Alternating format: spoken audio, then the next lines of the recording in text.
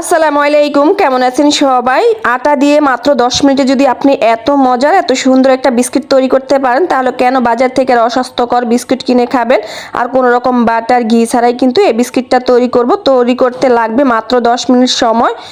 যাদের ঘরে ছোট বাচ্চা আছে তারা কিন্তু এই বিস্কিটটা তৈরি করে এটাকে সংরক্ষণ করতে পারবেন 10 থেকে 15 দিন পর্যন্ত। এটা অনায়াসে ভালো থাকবে। তাহলে চলুন আমরা রেসিপিটা দেখে নিই। এখানে প্রথমে আমরা একটা ডিম নিয়ে নিচ্ছি। আজকে আমি একটা ডিম আর 1 কাপ আটা দিয়ে কিন্তু এই বিস্কিটটা তৈরি করে নেব। আপনারা চাইলে বেশি করে তৈরি করতে পারেন। দিয়ে দিয়েছি এখানে আমি 1/3 কাপ চিনি, 1/3 কাপ দিয়েছি রান্নার সয়াবিন তেল, তবে আপনারা চাইলে কিন্তু এখানে বাটার দিতে পারেন। এখন ডিম, চিনি, তেল খুব ভালো করে ফেটিয়ে নিব যাতে চিনিটা একদম গলে যায় আর ডিমের কালারটা চেঞ্জ হয়ে যায়। যখন চিনিটা সম্পূর্ণ গলে যাবে তখন আমি দিয়ে দিচ্ছি এখানে 1 কাপ আটা। আমি আটা দিয়ে বিস্কিট তৈরি করব, আপনারা চাইলে ময়দাও নিতে পারেন। দিয়ে দিয়েছি এখানে আমি 1 চা চামচ বেকিং পাউডার, সামান্য পরিমাণে একটু লবণ দিয়েছি স্বাদের ব্যালেন্সের জন্য, তবে আপনারা চাইলে লবণটা স্কিপ করতে পারেন। এখন সব কিছু একসাথে খুব ভালো করে মিশিয়ে নিব। আমরা কিন্তু এই ডোর মধ্যে আর কোনো রকম পানি বা কোনো কিছু দিব না, এটাকে হাত দিয়ে খুব ভালো করে মথতে থাকবো। মথতে মথতে একসময় দেখবেন সফট একটা ডো তৈরি করা হয়ে যাবে। এখন ডোটাকে আমি লম্বা করে নিচ্ছি। এখন এটা থেকে আমরা ছোট ছোট করে লেচি কেটে নেব বিস্কিটের জন্য, তবে আপনারা চাইলে কিন্তু আপনাদের পছন্দ অনুযায়ী বিস্কিটগুলো তৈরি করতে পারেন। আজকে আমি বেকারির মতো লম্বা করে বিস্কিটটা তৈরি করে নেব। এই তো একটা গোলা নিয়ে নিচ্ছি। এখন হাতের তালু দিয়ে গোল করে তারপর একটু লম্বা করে কিন্তু হাতের তালু দিয়ে চ্যাপটা করে নিচ্ছি। আর চেষ্টা করবেন এটা যাতে কোনো রকম ফাটল না থাকে, একটু মসৃণ করে নেওয়ার জন্য। এই তো আমার কিন্তু এখানে বিস্কুটের শেপ দেওয়া হয়ে গেছে। এখন আমি একটা চাকুর সাহায্যে একটু দাগ টেনে নিচ্ছি, এতে করে বিস্কিটটা দেখতে একদম বেকারির মতোই হবে।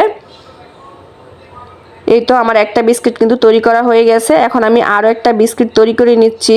মাশাআল্লাহ, বিস্কিটগুলো দেখতে কিন্তু এখনই খুব সুন্দর লাগতেছে। এইভাবেই করে কিন্তু আমি সবগুলো বিস্কিট তৈরি করে নিয়েছি। বিস্কিটগুলো ভাজার জন্য আমি চুলায় আগে থেকে তেল গরম করে নিয়েছি, আর তেলটা হালকা গরম হয়ে আসলে কিন্তু আমরা বিস্কিটগুলো দিয়ে দিব। আর বিস্কিটগুলো দিয়ে কিন্তু সাথে সাথে নাড়া যাবে না, কিছুক্ষণ অপেক্ষা করতে হবে। আর চুলার আঁচটাকে একদম মিডিয়াম টু লো আছে রেখে বিস্কিটগুলো ভেজে নিতে হবে, তাহলে বিস্কিটগুলো ফুলকো হবে আর মুচমুচে হবে। এই তো বিস্কুটটা যখন একটা পাশ সুন্দর একটা কালার চলে এসেছে তখন আমি এগুলোকে উল্টে পাল্টে বিস্কুটগুলো ভেজে নিয়েছি। আর এই বিস্কুটগুলো ভাজতে আমার 6 থেকে 7 মিনিটের মতো সময় লেগেছে। আর দেখুন বিস্কিটের কালারটা কিন্তু খুব সুন্দর চলে এসেছে, বিস্কিটটা ভাজা হয়ে গেছে। আপনারা চাইলে কিন্তু এটাকে বেকও করে নিতে পারেন, তবে আমি ঝটপট তৈরি করার জন্য কিন্তু তেলে ভেজে নিচ্ছি। এখন সবগুলো বিস্কুট আমি তুলিয়ে নিচ্ছি। বাস, তৈরি করা হয়ে গেল আমাদের বেকারির মতো বিস্কুট। এই বিস্কুটটা দেখতে যেমনি সুন্দর হয়েছে আর খেতে কিন্তু অনেক বেশি মজা হয়েছে। বিস্কিটের উপরটা হয়েছে ক্রিস্পি আর ভিতরটা হয়েছিল সফট। আমি আপনাদেরকে দেখিয়ে দিচ্ছি এটা কতটা মুচমুচে হয়েছে।